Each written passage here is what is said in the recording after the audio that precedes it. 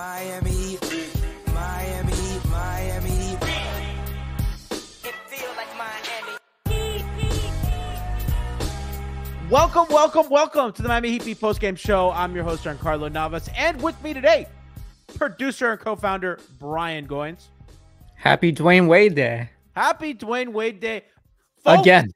They won a ceremony night. I don't recall when that's ever happened. History is made today.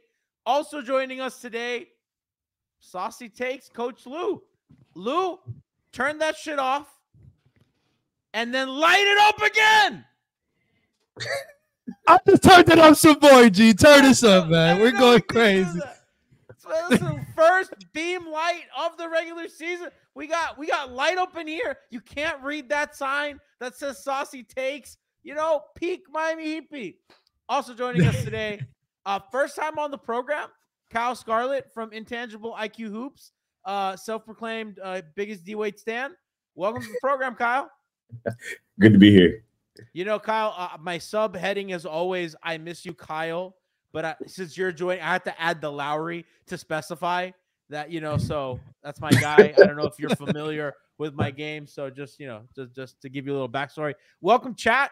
If you're watching on twitch.tv/Miami Heat Beat, thank you for joining us. And if you're watching on YouTube, make sure to try to catch us live. I think we have a good time when we're live. Same to you in the pod audience. You know, we love to have a good time, and we'd love to have you here. Boys, big win today. I think that team is not very good, and it doesn't matter because the Heat need to get these wins against these teams that they should be beating. I think that last season we saw them drop a lot of these games, and I think it's the first step to improvement is to take care of business against these teams. Orlando appears to be really, really good. Banchero had, if I'm reading this correctly, he had 2,000 points today. So, you know, no shame in that. But, you know, Lou, I want to start with you, then I'll go to Brian and Kyle. A lot of good today, but we have to start with the starters because the bench guys are really the ones that brought this game home. Haywood Highsmith in the game changed it defensively and kind of got them out in transition. I thought the Heat forcing turnovers was the name of the game, but there's something with the starting lineup that's not really clicking that we kind of see when the bench guys come in, that things start working. Yeah, I think it, like, you know, not to like stray away from it, but like their inability to guard point of attack and like really have an identity, because offense isn't this team's identity, but we can agree that the reason Nico is the starter is, you know, they're trying to go more offensive minded. At least that's how I interpreted it. But when Highsmith is out there, just the trio of him, Jimmy, and Bam really, really gives them an identity and something that they can lean on, because God forbid Terry or Tyler can guard ball. Like that's just not something that they're going to be good at, even if they get asked to do it. Cade Cunningham had 13 points in the first quarter before we realized we should probably guard him with Jimmy or anybody not named Terry or Tyler. So, you know, didn't Jimmy start on him? He started as primary defender. Yeah, he got going against Tyler too as well. So that was switches. Yeah. No, I don't disagree with you, but I mean, he was deep frying everybody. I think that kind of falls on them either playing a more aggressive drop, because Bam was a little bit low in the drop, and Cade kind of, you know, Terry's dying on the screen. Cade's pulling up. You know, I think you got to play that either a little higher, or I said you got to switch. You know, if you're not going to guard him with Highsmith, you know, you got to switch that. And they just had a commitment to that drop that kind of, I think we all saw what happens when guards can't stay in front of a ball handler. No, yeah, I agree. It's just, you know, like it goes back to like this backcourt, you know, they have defensive limitations. You know, they took us through a roller coaster today in general, but that's kind of what we're expecting. Chat's roasting my fit. G wearing a shirt he got at a Melee tournament with a chain he bought at an alley behind the Melee tournament. We are so back. Listen, your boys going to Let's Make Move Miami this weekend. I'm seated. I got my matchups. You know, let's go. I'm ready to compete. You know, catch me out there in North Miami if you want to support your boy. Brian, I agree with everything Lou said. I think that, you know, containing point of attack has been the thing that has ailed this team for a long time. We kind of saw it now. I think that Jovic and that backcourt together It makes it very difficult. It puts a lot of strain on Jimmy and Bam, as we saw today. And I think there's just something formulaically not working there with the starters. I know they got the win, and I don't want to single out Jovic because I think it's a little bit unfair, because I do think that he's a good player, and I think that he had some moments today, but he was a minus 13, and not that plus minus is at all, but he was minus 13. Hawkes plus 15, Duncan plus 15, Highsmith plus 17, even tuberculosis himself, TB Thomas Bryant plus 11. Yeah, I mean, there's going to be some wrinkles throughout the season. Like, obviously, we hope that the starting lineups don't change every single night because of injury. We hope it's because maybe Spo is going to try to tinker with different lineups and see which one, fits best with this team. This is the one he wanted to start off with the season to see, how the best 5 players that he thinks are the best 5 players to start off a game kind of coalesce with each other. And right now it's not working. Can it eventually work? Maybe. I think it would have to really be like a crazy high efficiency offensive unit for it to really, last. But I think come the playoffs, this is not going to be the star lineup that we end up seeing. I do think we'll probably end up seeing more Haywood Highsmith minutes. And you never know. There could be trades down the season where we get a guy that ends up being a better fit at the 4 next to Bam. Because right now, I just don't think Jovic is the perfect fit when you do have a backcourt of both Hero and Terry. So unless they're able to get like a Drew Holiday back there or something like that, I just don't know how you can keep Jovic, in that backline with Bam, because then you're just asking a lot out of Bam again. And we've seen how this goes for over the last 3 seasons. It's a lot of wear and tear for him. And obviously with Jimmy's, history of his injuries, like you can also count on him too. So you do need a guy like Haywood back there. Previously that guy was Gabe, or even Caleb. Right now we don't have both of them on that team. So yeah, even Max is a guy that could help you out. True, but I mean at the point of attack, those were the 2 guys that we for sure relied on, and then and before then, you had guys like Jay Crowder, PJ and PJ, yeah, I guess would be the other one. Trevor Ariza, Apparently available, but I don't think we want a 40-year-old PJ on this team. I saw people tweeting about that on the Heat Beat account. I was like, dude, shut up. He's 39. Like they're like lamenting for PJ Tucker. I was like, bro, it's over. Boys, it's done. It's the Sioux Falls team with PJ Tucker would win a championship. You in your dreams. Kyle. So we have people chat. We have I don't think you get minutes on Sioux Falls, to be honest. Over in this year little? I would hope not. I would hope that a 39-year-old PJ Tucker is not losing minutes to young guys that are hungry. I plead ready. the fifth. Kyle, we have people chat saying like Jimmy has carried that second unit. I know that you had talked a little bit pre-show about their spacing's messed up. I kind of think that plays into it. And I saw somebody else say that Jimmy carried that lineup. Like, I think Jimmy carried that lineup of Jimmy and the roll guys because that unit makes sense. It's Jimmy with spacers. It's guys that are rolling, that are cutting, that are kind of like letting him cook. There was an action where Duncan is playing pick and roll. Jimmy screening for him. Jimmy kind of rolls to the baseline, and they switch that. Now he has a small guy. Things make sense when it's Jimmy plus bench, and really when it's Bam plus bench, and when kind of those units are kind of separated. I think the spacing aspect is twofold. Number one, you got guys who can defend, so it makes sense on the offensive side. Terry's not that great a defender. Tyler isn't either. They tried their best, but they're both smaller guards. I don't care how much weight they put on. It's hard to guard guys, especially with a Detroit team that has a lot of size. If your point guard is 6'8", he's probably going to cook our backcourt. So there's that. Second, I do feel, and I was thinking about this while I was watching the game, I think Spo's resistance to play further down the bench kind of slows some things down. For instance, I think if you have problems on defense, you throw Pele in there. Obviously, it's early in the season. You see what he has. Just see if he can guard a bit. Give us some different dimension there. And then also, you got some athletic guys on the bench. If you're talking about matching size, I mean, I think during Gobble, I think did he have 20 rebounds? Or at least It somewhere felt in like that. It didn't feel like we could grab a rebound near him.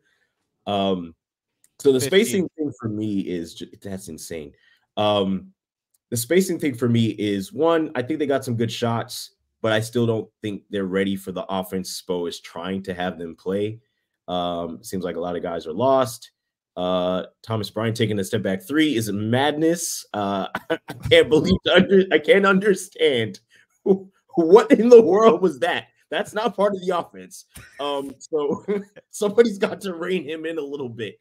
I think the spacing thing is just guys knowing what they're supposed to be doing on this new offense. I'm sure throughout the season they'll get a little bit more smooth. Dunk is going to get into a rhythm. I just think he's out of rhythm right now. That's a guy who would give you some space from three. I still thought he was effective even without the shot. I thought that, I mean, he hit a few, but I really just think that the things he does on the court is, it's just invaluable. Well, he makes smart basketball plays for sure, and he tries to take care of the ball. I think the one thing that I think the league has against him, and I do mean the league. I know we're supposed to keep me into this game, but anytime he plays any kind of effort on defense, he gets called for a foul. It's going to happen. Refs don't respect him on defense, so he's going to get foul called. But I do think that over the stretch of the season, we'll see kind of what Spo has in mind offensively on the spacing. A lot of threes went in and out tonight. I think that was really kind of the game right there. I think maybe, I want to say 5 threes went down into the basket and came back out. Good shots. Not sure what's going on with that, but sorry, Chad just Chad says Thomas Bryant thought he was in the driveway when he took that step back. Honestly, the TV thing that pissed me off was at the end of the first quarter when clearly there's only time for a three, and that man takes 2 dribbles and tries to dunk. I think I tweet like that man's going to hell for that. And gets blocked. And got blocked. Dude, and got blocked. I was like, dog, you big dog. You really want to save your percentage that bad? Like your Thomas, like you know what I mean? Like I understand like Hawkins is like, oh, I haven't missed a 3 all season. Oh, I may not want to, throw. You're Thomas Bryant, dog. He said, oh, y'all needed a 3. Check this out. 8 seconds. Step back left. Bang. I was like, what is probably double dribbled if we're being honest. Bro, I need Bam to shoot that over. Like, I need him to pull with that much confidence. Holy God. Took more threes than Bam tonight, actually, which is crazy. He did. And bro, you saw some of that was in those Jimmy lineups. He just kind of like filled out to the to the wing or the corner. They didn't guard him. I was like, I know they did it, but like they're not gonna guard Bam out there.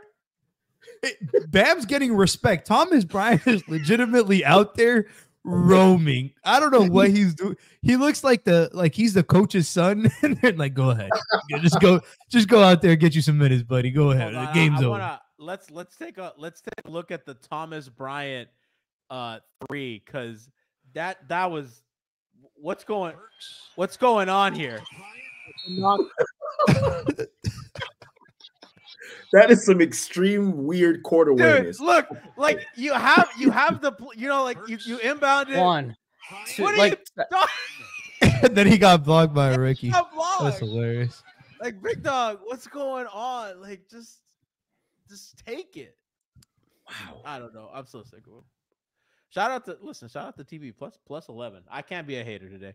Although I would like to see a little more Ware. I think he's been like not the problem, but you just can't give me that and not expect to kind of laugh at it.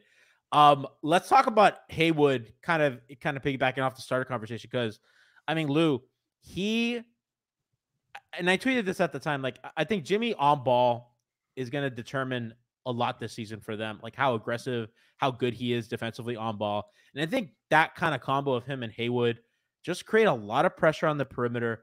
And I think Miami's a team that's where they struggle. They're going to struggle when they get beat off the dribble. They're going to struggle when their guards get picked on.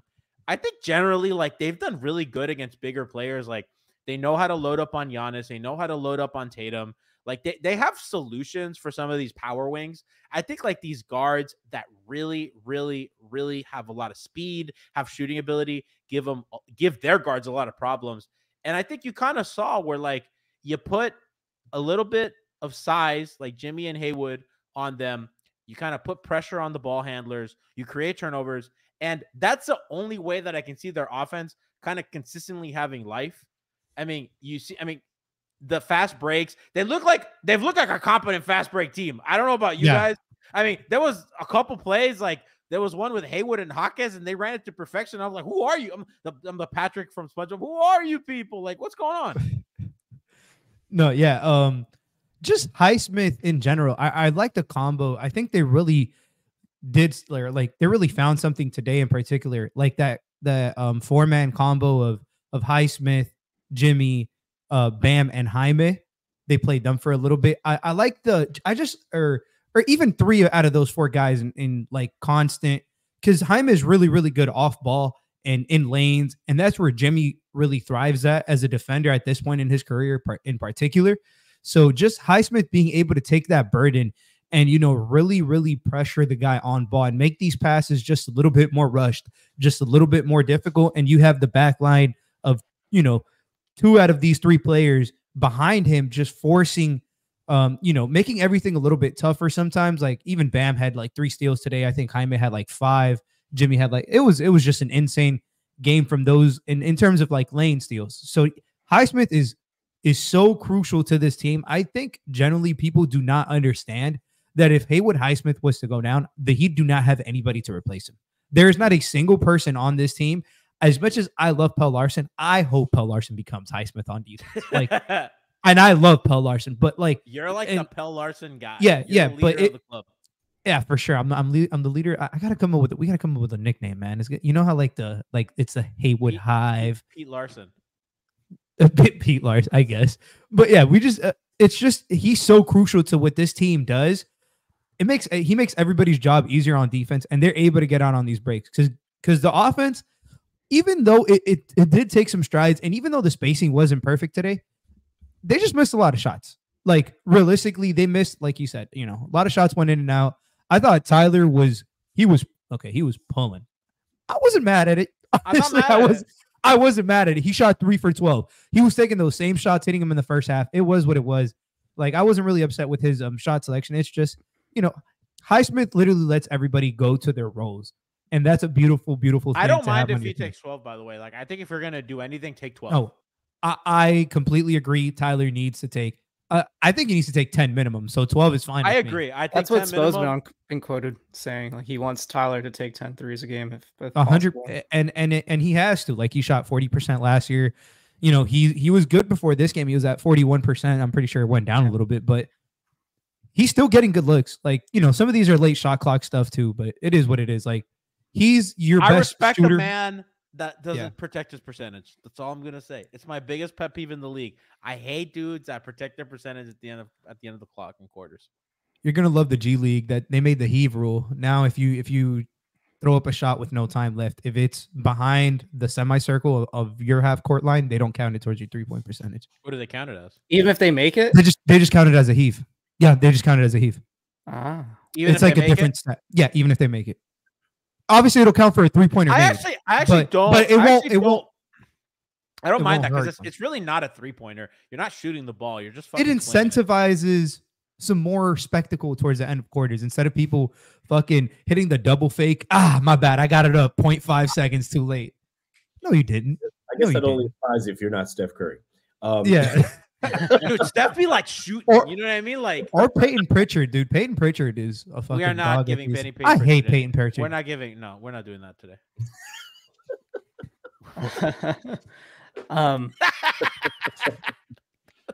I apologize. On the topic of threes, where'd you get that? Where'd you get that? Yeah. What the fuck? Why do you have that? Hold on, wait a second. This no. Next question. Come on, Brian. Go ahead. What's going on again? Hold on. What's going? Where'd you get that? For the pod audience, Lou pulled out this green like leprechaun looking ass hat.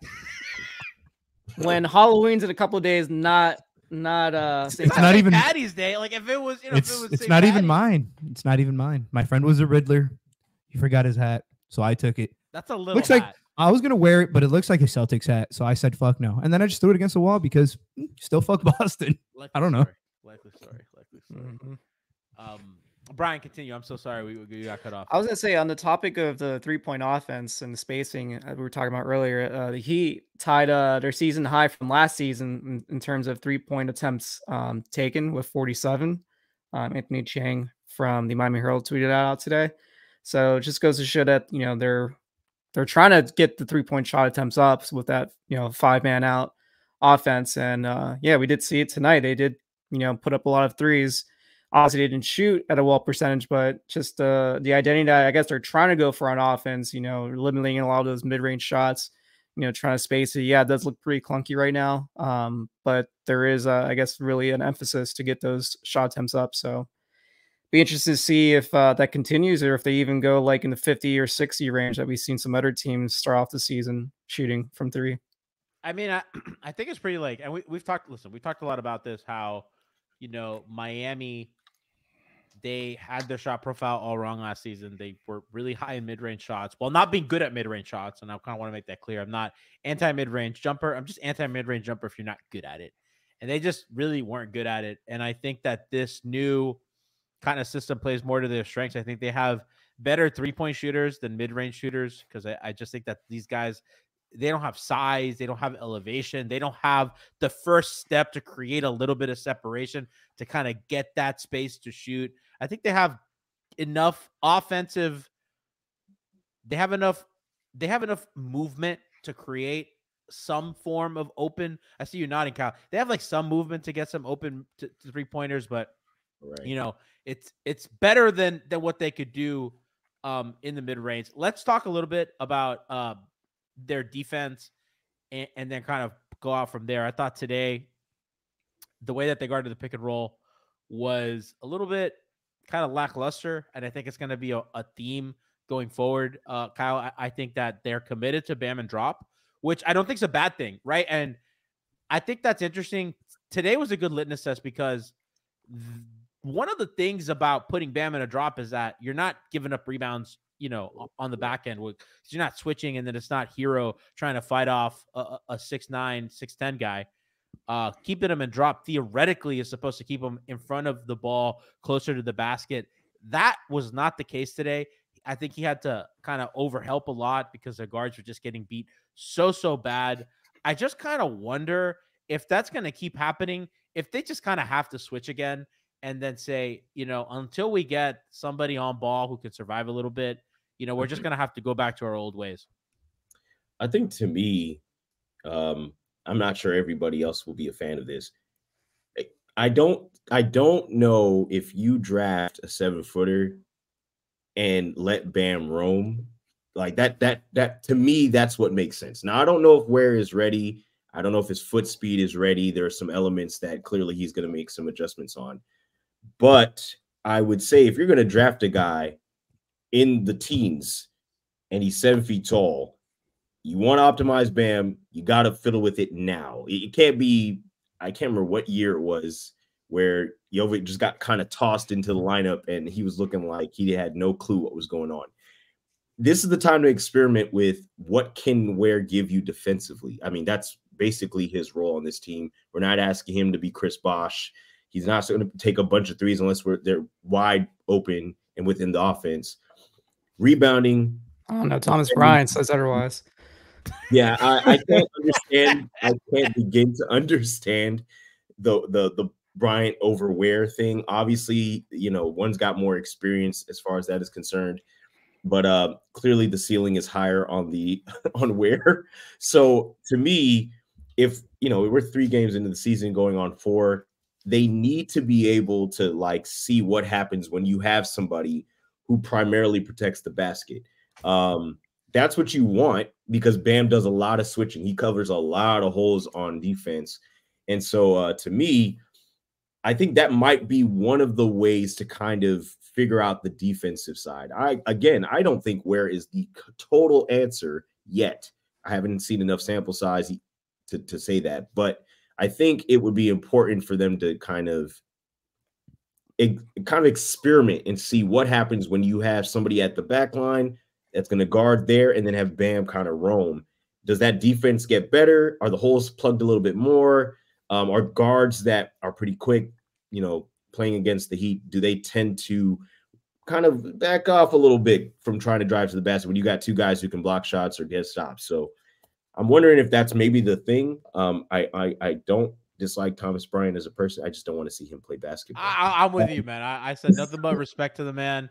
I appreciate his service. I just in can't wait for Miami, a trade deadline until he's gone. Uh, no, Kyle, I don't totally disagree with what you're saying, and Lou, I want to get your thoughts on that in a second as well. But my thing with kind of playing Bam with another big has always been like, can the offense can survive like that? And my second thing is, you want Bam, I think, near the action, right? And I think that for most teams, that's him playing the 5 because you want him involved in as many pick and rolls as possible. I think he's obviously a very good help defender. I think it's probably better if size comes to help rather than him come to help because he has such lateral quickness and is so good at containing the ball. There are matchups like Jokic, like Embiid, that I think size helps, even Embiid is a guy that I think we've seen him guard one-on-one in a playoff series that they won, and he kind of took care of business, and they didn't have to kind of collapse on Embiid every time. So, I do think there's a couple matchups for him that I think you kind of want the size, but I think it's the other way. I think you want a shot blocker roaming with him on ball to clean up any mistake. Or, like in this case, if you have, instead of Highsmith and Jovic, you have a big guy that's getting rebounds, you're probably securing a lot of defensive possessions. Because if you look at the stats for tonight, Detroit had 98 possessions and Miami 106. Imagine if Detroit wasn't getting all those offensive rebounds. I mean, that disparity is even larger, and this is not a close game, right? Like that kept Detroit in the game, and, kind of cleaning some of that stuff up is where it's at. Lou, I don't know what you got on this. No, yeah. I mean, like I think this year and last year, the whole reason I think the Heat went into more of a drop coverage with Bam is just because he's capable of it. Like realistically, and B, like they were getting tired of getting out rebounded. So now Bam is down there, they're still getting out rebounded. So I don't think it's a Bam issue and drop. Like defensively, I think they're doing fine. Like they're still getting their stops, and they're for the most part like surviving on that end, right? It's further along than their offense. I think some of these second chance points though are killing them. Maybe Ware helps with that right away because Bam doesn't have to worry about boxing out the center, and he can just come in and roam in for the rebounds, much like Terry and Tyler typically do.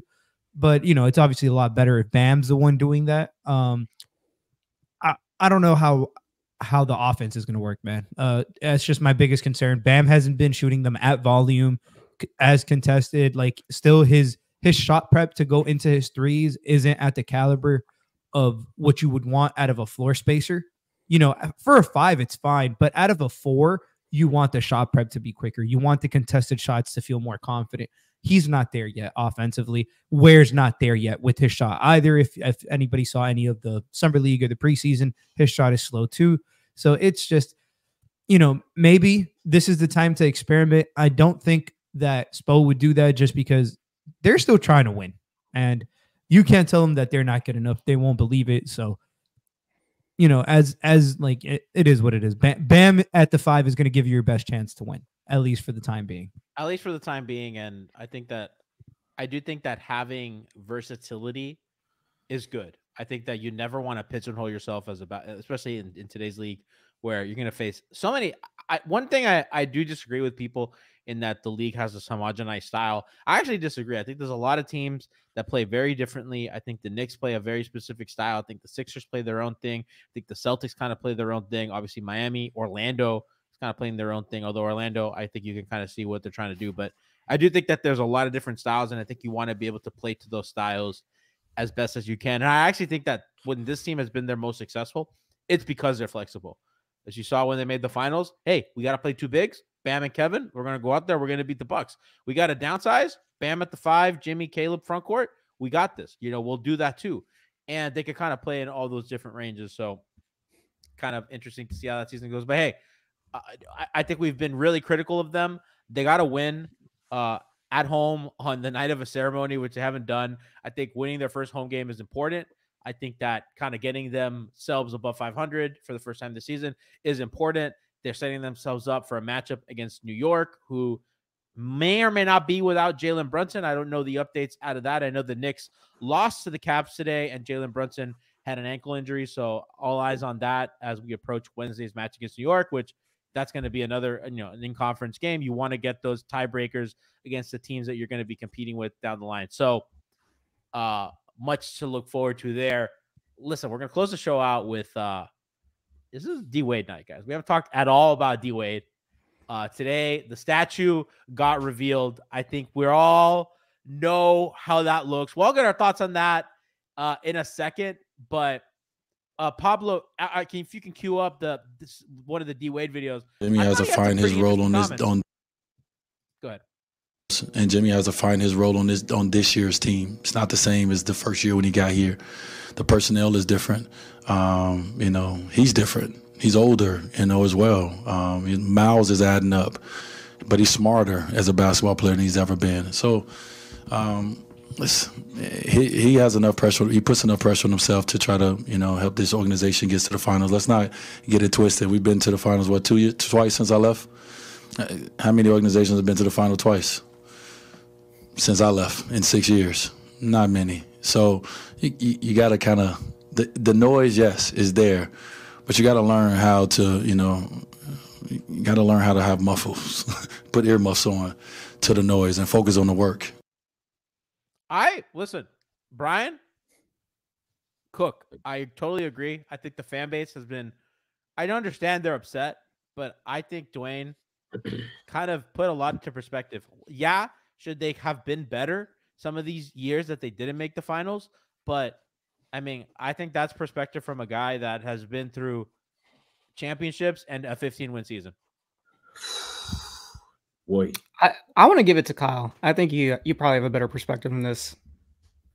For one, I have been yelling this from the mountaintops. He should be with this organization in some form or fashion. Thank you. Not sure what that is. They got to figure it out. They have to figure it out. I think for me, what he's doing is he's calling out the guys on this team who clearly have led the Heat to the finals a couple of times here. Whether other media pundits or whatever didn't believe, it doesn't matter. It happened. Now, at the end of the day, someone has to lose. Unfortunately, we've been on the losing side of this. And I think what Wade is also speaking to is, if you think about it, that 46-point explosion he had against Boston, they didn't win that series. He's had games where he would have liked to have gone further, and it just didn't happen. So I think it's interesting what he's meant to the franchise. I don't think we've had another guard that is remotely in his caliber. And I think that actually, for a lot of the fan base, I won't speak for everybody, but I think for a lot of the fan base, when we see guards, we're expecting – this is rough. This is rough for guards. We're expecting somebody to do things Wade did on a night-to-night basis. I watched so many games. I can't tell you how many times I was in high school when he took that jump on the table shot. I think I practiced that thing 1,000 times. Point is, he had an indelible impact on this franchise, and it carries into what we expect from our players, whether they're bigs or they're guards. It doesn't matter. We're expecting a specific caliber of play because Wade brought it every night. If he didn't feel good, he brought it. If he was slightly injured but he could play, he played. I don't think there were many seasons where he didn't play 79 games, close to 82 games, unless he was really, really injured and he wasn't playing at all. So I think he's expecting a caliber from this team. Him calling out Jimmy this is kind of where Wade was age-wise when he kind of walked away. And so he's kind of, I guess, throwing some urgency here. Hey, look, you don't have many more years in your prime. You've got to, it's time to get this done. Now, whether they get it done is to be seen. A lot of factors play into winning a championship. I think Wade mentioned it. Luck is important. The ball going and bouncing your way is also important. This roster is relatively the same core-wise. There are some athletic aspects that have changed. Personnel has changed. But I think what he wants to do, from what I can tell, is he wants to be around the Heat. I'm not going to speak about where he is as far as his ownership or anything like that. But it seems like he wants to be around the Heat. He wants to be on the day-to-day. UD's here. I mean, if anybody should have a role, it should be D Wade. So I'm hoping they get that figured out. I don't know how they get it figured out, but it has to get done sooner than later. It just makes too much sense for it not to happen. I want to add to that. So I do like what you said. Really, just to piggyback, I think one more thing that I think we're noticing a lot more is that relationship between Wade and Pat Riley. Dude, yes. That's definitely rekindled. And we heard his speech yesterday, obviously Pat Riley's speech on multiple nights now, and then just the way he talked about him, in that third quarter when he was with the broadcast, like to me, it just seems like they are, at least they're in talks as just not just as like, how they were in the past. Like it seems like now they're talking more about what could be the future with him in this organization. And then obviously all these ceremonies, the Hall of Fame, leading up to the statue, like they're definitely talking a lot more. And hopefully what we're going to see is maybe eventually he becomes a part owner with his franchise. If not, then maybe a front office position. But I don't think he could do that while he's still being a part owner with the Jazz. So he would have to probably sell that first before he can move into a front office role with the Heat. Either or, I'm fine with it. I just want obviously what's best for him still too. But I think what's best for him ultimately is not going to be in Utah. I mean, Brian, remember, Mickey has said that he was offered ownership. So again, we don't got to speculate on why he didn't take the ownership stake. I mean, he's kind of said some stuff. I've inferred that also he probably wanted more, kind of say in basketball ops, which I don't know if, they've allowed. I know that, he's kind of taken umbrage with just the concept of Florida in general, given how outspoken he is about his daughter. So there's a lot of things kind of going into that I could see kind of creating that rift. But I mean, Mickey has been up front and said, hey man, we reached out. I remember right after that news broke about the ownership of Detroit. So, hopefully we can come to we all know that this shouldn't be this way. And I mean, Lou, when Dwyane left to Chicago, we were doing shows. I remember we were like, Ethan Skolnick was reporting on the player side. Dan Levitar was reporting on the organization side. It was nasty. It was ugly. It was public. And I didn't think that it would ever get fixed. And Dwyane is at halftime talking about what a great leader and man Pat Riley is. He's saying, I love that guy. Pat Riley went to his wedding.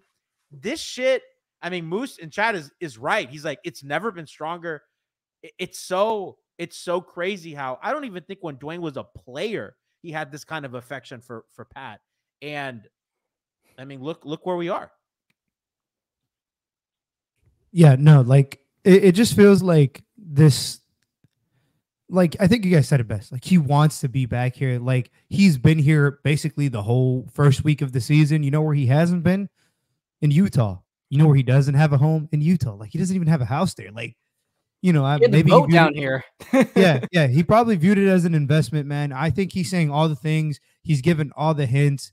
Even in his pressure yesterday. Like, he's just giving out hints. Like, he wants to be here. I think Miami wants him to be here. I think Mickey and Pat and Spo and Mickey's son, who I don't remember his name because, Nick Harrison. Nick, there you go. Just didn't want to mess it up.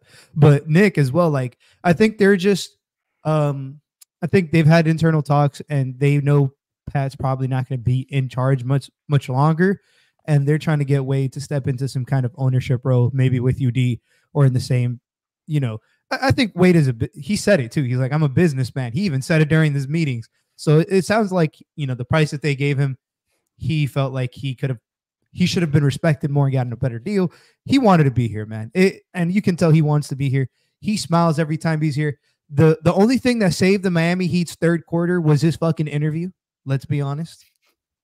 They were playing like dog shit, but that interview was fucking great, sensational. Dog, I don't know Eric if you were the Reed one does that it again. said it or not, but somebody tweeted out like, man, It this was just me. distract us for the third quarter. And I'm like, dude, I totally would. I'm gonna be honest with you. There was a portion of that third quarter I didn't even paying attention. I was like watching like Dwyane and Eric. I wasn't listening. I was like, oh man, you see all the nice things he says about us? Like, man, I miss him. Come home, bro. Shit sucks, bro. If Wade gets a front office position, like how soon do we get like that superstar player we've been trying to have done for these last few years? Like that happens pretty quickly, right? Jimmy resigns. I mean, besides Jimmy, like how soon does Donovan Mitchell come here? I mean, I think the thing with him is he's an underrated recruiter, and that aspect of him isn't spoken about enough. Like what he brings to basketball and his basketball mind, players seem to enjoy, and so I think that aspect has to be kind of more to the forefront, especially if you consider most players aren't walking over to Miami per se. Pat dropping the rings on the table, them things are dusty. I love him, but like you can't do that anymore. It's just everywhere wants to win a ring. And so I think if you don't have guys who have made marks on your franchise, Goins should be in some role eventually. We've heard. If Wade's not in some role, I'm confused. It just doesn't make any sense. And even if we're just talking basketball, who's seen more basketball at a high level than Dwyane Wade? I mean, defensively, offensively, Olympics, you name it, he's done it. Still leads the franchise in blocks. Like, I mean, like if you got a statue, I need the guy here. Like, let's not. I need the guy here. I need the guy here. Like the statue is cute. I love it. Good, commemoration. But I don't know. Is it? Have you seen his jawline? It looked like Antoine Walker. Hey man, I just need Wade in Wade County. You can't have Dwyane Wade Boulevard and that man is in Utah. Like Lake. Cool as shit. No, go ahead, Kyle. I just want him here. I mean, to be honest, there's no other reason to have a statue if you don't have the guy. Like whatever they got to do to figure that out. I feel like there's so many players. I mean, even his last season, if you guys take his last season, I can't remember. How many jerseys did he give away? Like for guys that, apparently he wasn't that much of an impact, but everybody wanted to trade jerseys with him. So one of those guys, Rozier was here. Like that was one of the guys. So Jimmy was another one. We got one of the worst ones. I think Kyle was another guy. Like, there's a lot of those guys. Listen, I love Dwyane. That was a banger from Goins.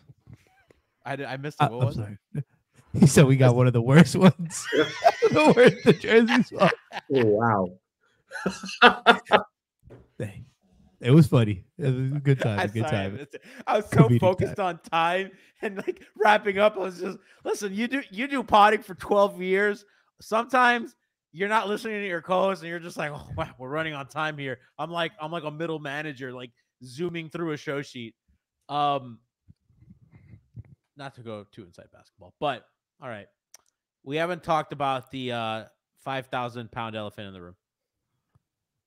That statue. 1 second, G, before you continue. Please. Thank you. Continue. For the pod audience, Lou just unlit the beam. That's kind of shows his disdain.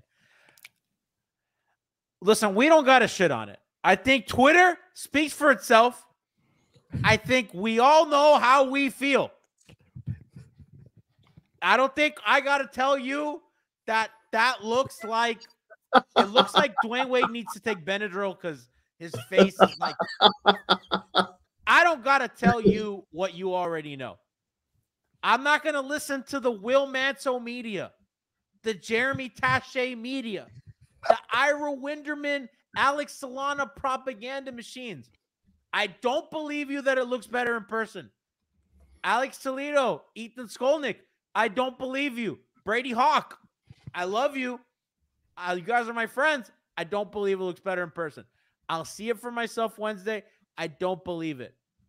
Guys, I don't know if you have anything to add, but I'm not falling for big media propaganda. Man, it was funny because I had my brother send me a picture. He was like, who the hell is this? I'm like, hey man, listen, the dude whose statue it is said he had some intake on this. I'm not going to talk about it. It is what it is. My thing isn't even the face. My issue is the jersey. I'm like, I don't remember. That's a new one. I haven't heard people complain about the jersey. It wasn't that tucked. Like, I'm like, what is this? The socks aren't tall. Oh wow, we got Chris Paul over here. There's a whole bunch of the socks aren't tall enough. I'm like, what is going on here? There's elements that are just No, not... wait a second. I'll inspect this tomorrow. I didn't know. I mean, I listen. I was focused on. I wasn't even focused on the jawline. It's the little eyes. Why are they so small? No. How you weren't focused on the jawline? That dude had a bigger jaw than Joe from Family Guy. That shit was despicable. Like, what are we doing here? Like, listen, the elephant in the room is Dwyane Wade looked like he had a box TV, and they decided to fucking.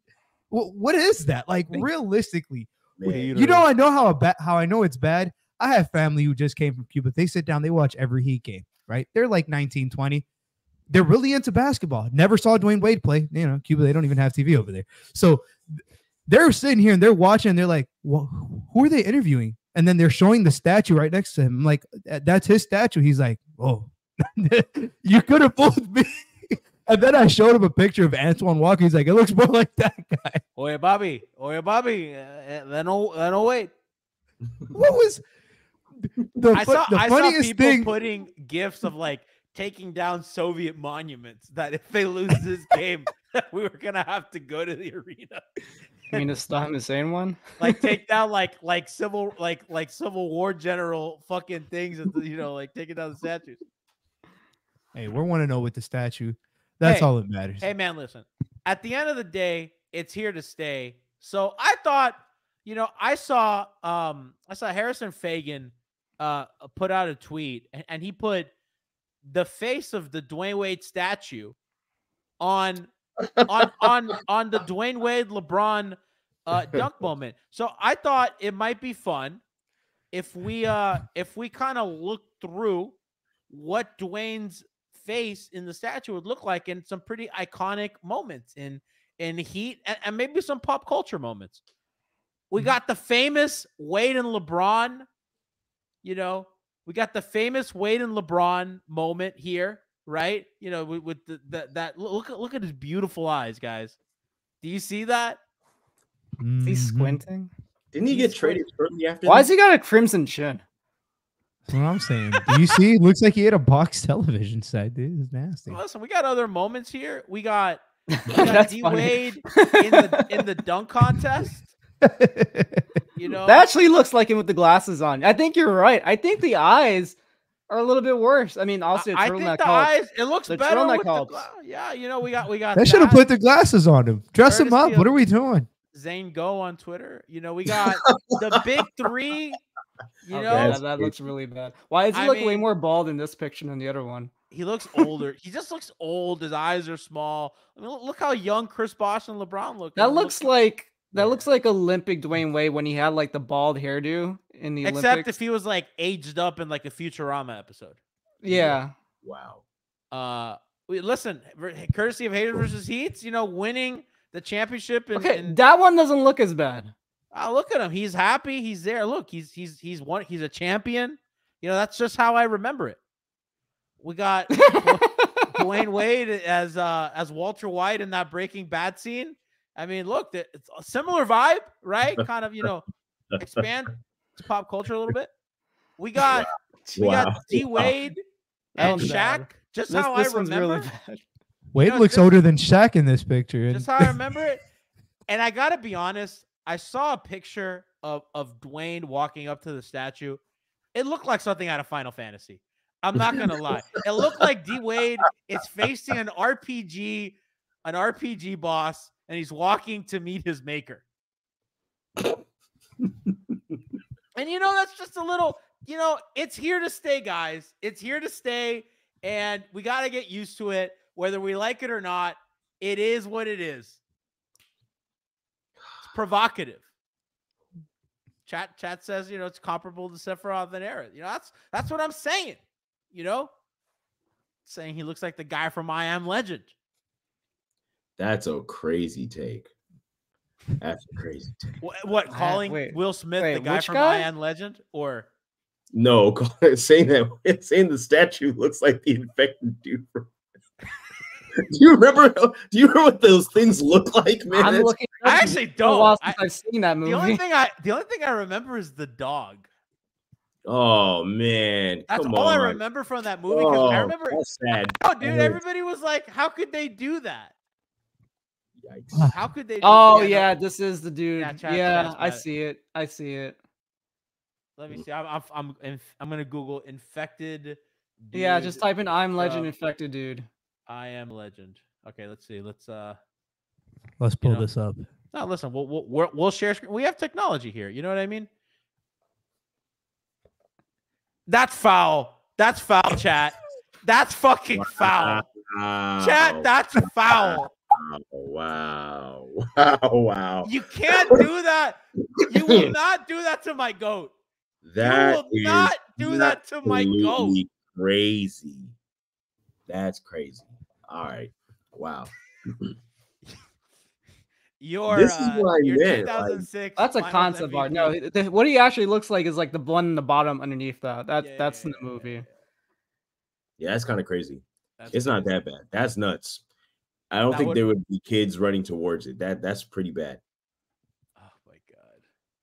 Yeah. Did you see what the statue maker said in his like post-game press conference again today? They had to give the statue maker had to give a post-game interview. What? I don't think I've ever heard that. Dog, ever. That's crazy. Imagine answering for your crimes like that. This dude said that he saw the comments and he was like, we couldn't make a better statue, or nobody else in the world can make a better statue with their hands. I need somebody to make a better statue. With their hands. With their hands, sure. Bro, imagine you're that We bad. have computers. Why do we need to use his hands? Why can't we just 3D print a bronze statue? Like, just make it good with the computer. Like, I don't. Hold on, wait. I mean, I saw one person tweet out, "Is like, this is why we gotta fund the arts." Honestly, he's got a point. Did anyone see? We're not making no Michelangelos anymore. Oh, yeah, Brian. Michelangelo ain't walking through that door.